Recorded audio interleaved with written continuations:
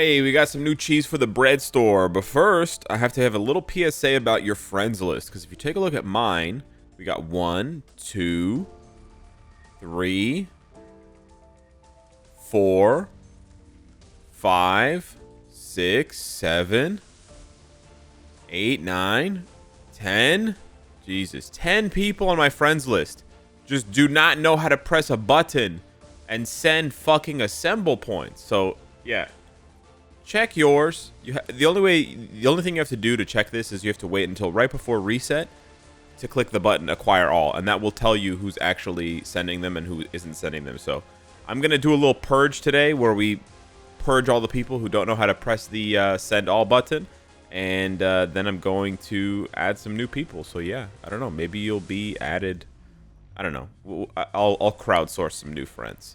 But yes, okay. In the meantime, I can't get distracted here. Sorry, one more thing. Okay, no, we don't have to do that. Okay, here we go. Otherworld battle. Finally interesting? Question mark? Yes, sir. It's absolutely possible. I was doing some experimentation yesterday after they finally added in a ban list.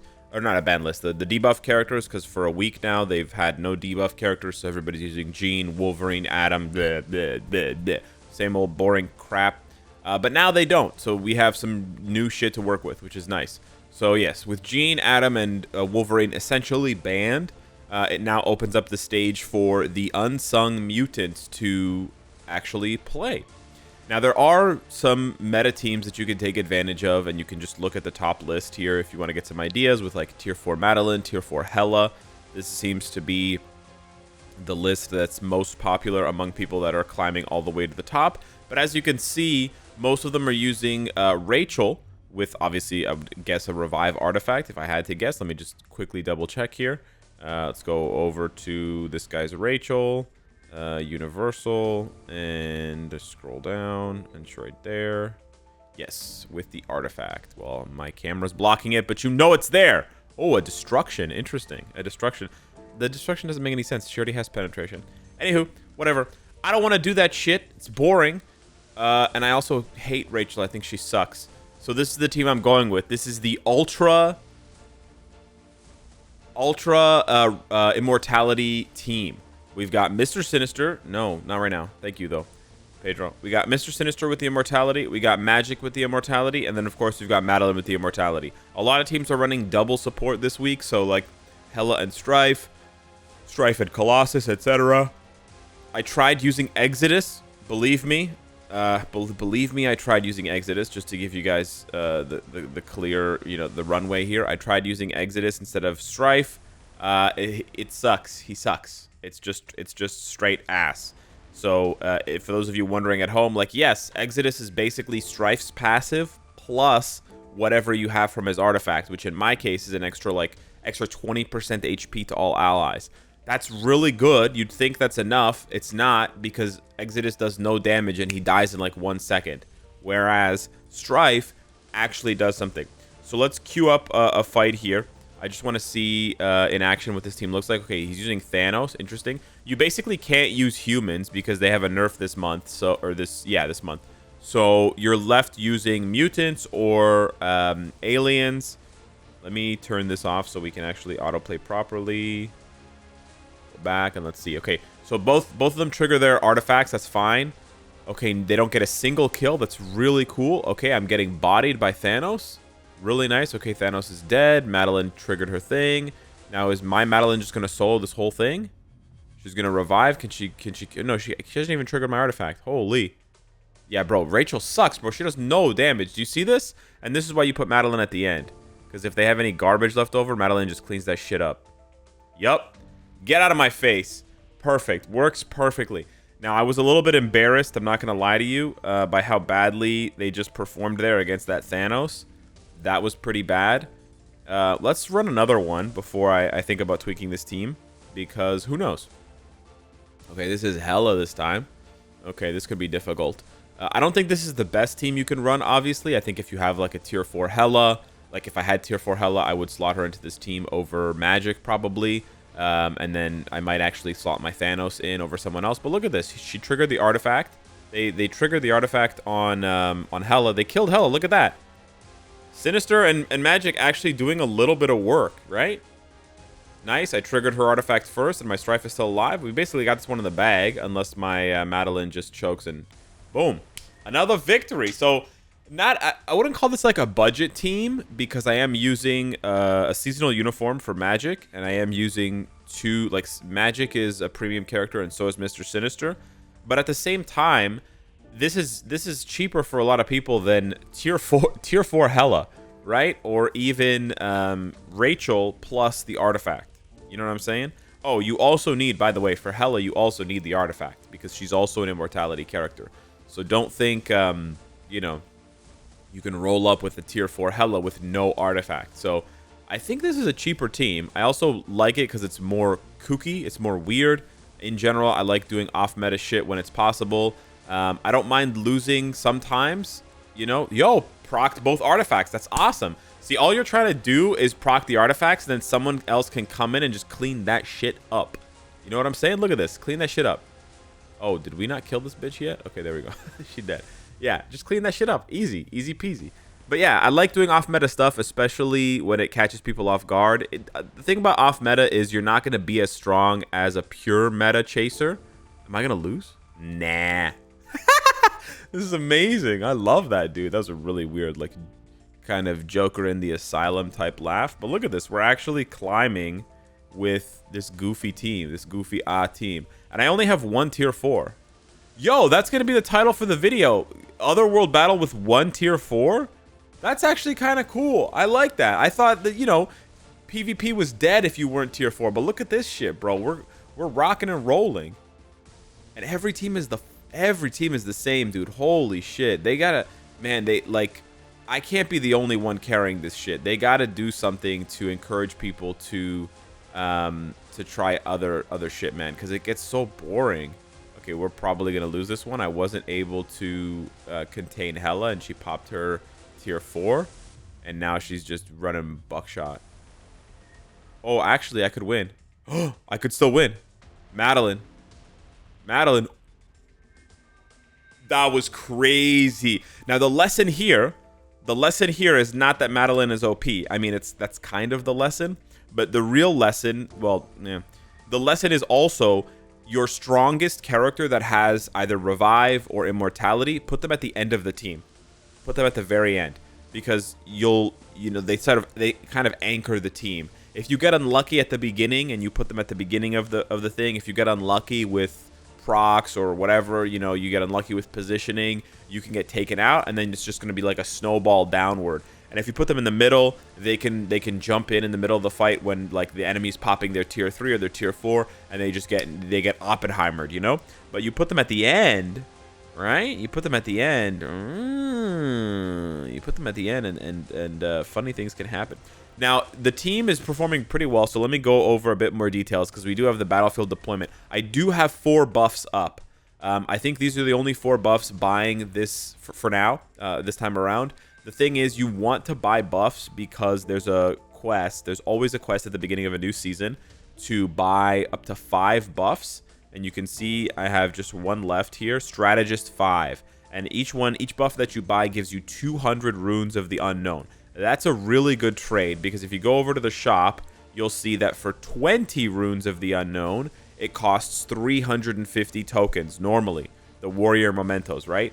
350 warrior mementos for 20 is absolute dog shit. Never buy that, okay? Honestly, you should only be buying the Carbonadium and Soul of the Faltine. But for this, just 5 times every season, you can spend 400, which is only 50 mementos more, and they give you the quest reward of 200 of those there. So you can get, basically, you can trade 2,000 warrior mementos for 1,000 rune of the unknown, which is really nice for stacking up a bunch of rune of the unknown, so that you can mass upgrade a bunch of swords. So you see that 7,000?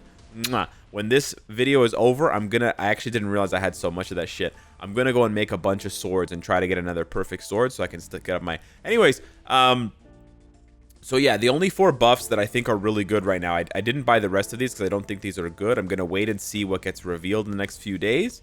But the ones that I did buy that I think are good are the following. So we have the Remove Purification, which is pretty straightforward. It has a chance to remove the all D. It's a 50% chance when attacking to strip the all debuff effect, which is very powerful because then it means you can follow up with debuffs. I usually try to put this on a character at the beginning so I can try to snowball a win early. And the really nice thing is if you can put this on a character that has immortality, it gives you even more time to apply that effect, right? Because it's always a 50% chance.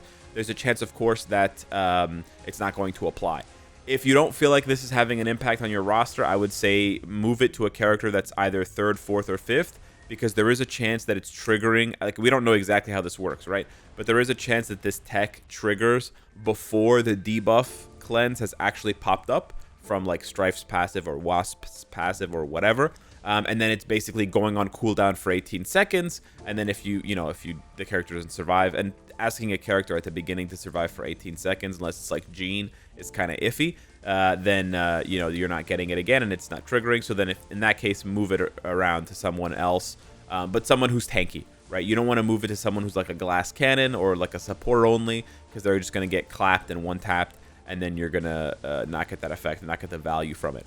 I'm also running Morale, which I think is pretty good. It decreases the damage received by 15% from targets if they have a higher max HP than the character. So I think this is perfect for tier 3s this time around, because generally tier 3s are going to have lower HP than level 80s and tier 4s. And as you can see, a lot of teams are running Madeline and Hela and maybe even like Warriors of the Sky and whatever. So you're going to see multiple high HP characters. Now, my account has a lot of HP, which kind of makes this less valuable. But I also chose to put it on the character that has the least HP on my roster, which is Magic, right? Blast types tend to have very low HP. Only really, the only really speed types have lower HP than blast types. So think about it that way. Don't give this to like a combat type, for example, because they're gonna have very high HP. It's not gonna proc. I also run Silence here, which has a chance, applies to the enemies if they don't have the debuff cleanse on, right? They have to not have the debuff cleanse on. It applies Silence, which disables all skills for 1.5 seconds. Now I put this at the end on Madeline because the debuff cleanse triggers for 12 seconds. And then it has a cooldown of 8 seconds. So you want to find that sweet spot window, right? If Mr. Sinister's buff doesn't proc from this one to remove purification, then you're gonna hope for that 12-second window. So I know that Mr. Sinister has, and Magic has a 6-second immortality, and Mr. Sinister has a 7-second immortality. So I'm guaranteed to get at minimum, right, 7 seconds from Mr. Sinister, which means that Madeline's not going to be summoned unless, like, if Mr. Sinister's alive, Madeline's not going to be summoned unless Magic is dead and Strife is dead, and a certain amount of time has passed for a third character to come in. So that's right around 12 seconds, I think. Not exactly. I'm not, like, I haven't done the math and, like, tested it, frame by frame, but that's why you want to put something like Silence on a later character, like the 4th character or the 5th character in the position, because they're going to slide in right around that 12-second, 13-second mark when no one will have debuff, because the cleanse always has a cooldown. And then you can clap them with this shit, and then they can't use, like, even 1.5 seconds of having no skills. You guys think that's not a long time? It's a long ass time. And I can go ahead and upgrade this if I want to 2 seconds. And then I can upgrade it again. I mean, I don't want to really spend a lot of these warrior mementos, to be honest, because I want to save them for tier 4 materials. But if you're trying to climb another world battle, this can come in very, very clutch. And then the last buff that I use here is Critical Blow, because I thought it sounded funny. No, I put this on Strife because it increases the damage dealt to targets with a higher HP, max HP than the character. So again, I want to put it on a character that has low, like the lowest HP. Probably Mr. Sinister has lower HP than Strife, but I like the effect that Mr. Sinister has more, and Mr. Sinister has an immortality, so he has more chances, more opportunities to apply the remove purification. So I decided to put this one on Strife. There's a chance. It's obviously not going to work on Colossus because he has way too much HP, but it could certainly work in some situations on Strife. So yeah, that's the team. I want to quickly go over their builds for you guys so you guys can see what they're working with. You guys know what I'm working with Madeline. I don't think it's the best build for her necessarily. I would want to move her over to a Mighty or a Brilliant Conquest, but it's working for now with a 4-star artifact, and then the Mighty Authority. And then we've got, let me just switch this over to Mutant so it's a lot faster to find here. We have Magic with a Mighty Authority as well, and a 5-star artifact. You do need the artifacts for these characters because they have the immortality. She has a few Odin's Blessings, but she's basically just geared for PvP with 103,000 HP. Actually, not bad. And then we have Colossus, which is just standard support build with a CTP of Insight. He does have a 6-star artifact, but really he dies in like 2 seconds anyways. This heal doesn't do anything for him. Really a shame that they didn't give him a better artifact when he came out with one. And then Mr. Sinister, kind of one of the linchpins as well. I do have a mighty regen with penetration chance. That might be good for interrupting people in Otherworld battle. I don't exactly know. I think a conquest would be better on him, but this is not bad, and it's what I have. I also was lucky enough to pull a long time ago a 6-star artifact, so he does have the full 7 seconds of immortality, which is pretty nutty. Wow, I only have a stage 9 Power of Angry Hulk. Okay, I gotta clean up this guy's build. It's kind of embarrassing. I called this dude the linchpin, and then I didn't even... Yeah, this dude's build is embarrassing. He has under 100k HP. But yeah, that's the team. And then, of course, Strife. Yeah, Strife is just... I think it's a... Oh, it's a brilliant authority on Strife. Yeah, that's a little overtuned with the 5-star artifact. God damn. Yeah, Strife is way overtuned. Yeah. But you don't need to build that. Like, Strife is not doing that much on the team. Anywho, hit me up in the comments down below. Let me know what you think of this month's Otherworld battle. It's finally getting interesting with the sort of the mutant buffs. If you miss them, they're right on the front page when you go to set team. Mutants damage increased and mutants damage taken mutant damage increase, and then humans take more damage and deal less damage. So you have to basically go with mutants or go with very strong aliens because there are no inhumans in this game for PvP. Anyways, hit me up in the comments down below. Let me know what you think. Let me know your thoughts. So thumbs up or smash the like button. Thumbs up, guys. And I'll see you in the next one. Take care.